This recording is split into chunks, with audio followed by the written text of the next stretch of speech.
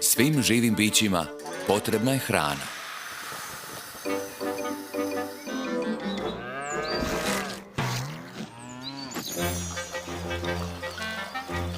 Hrana nam daje energiju.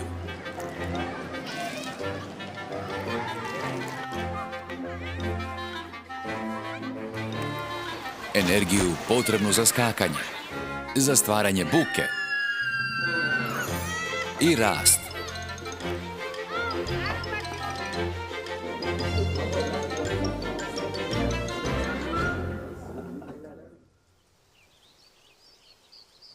Biljke ne mogu skakati ili proizvoditi zvukove, no ipak im je potrebna energija iz hrane da bi mogle rasti.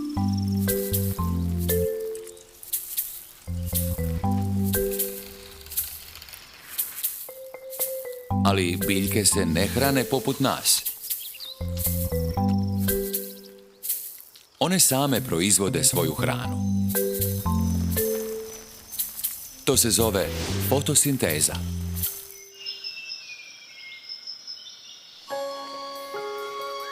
Tijekom fotosinteze listovi biljke upijaju sunčevu svjetlost.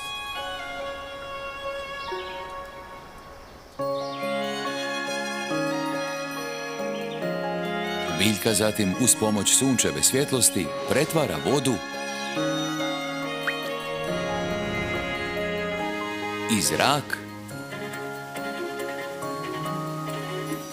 u hranu. Ta hrana biljci daje energiju potrebnu za rast.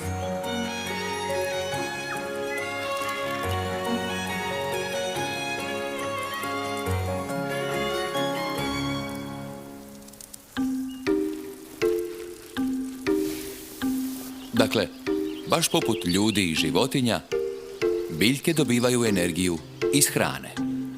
No, umjesto da hranu jedu, biljke hranu proizvode same iz sunčeve svjetlosti, vode i zraka. Sjećate li se kako se taj proces zove? Zove se fotosinteza. Fotosinteza.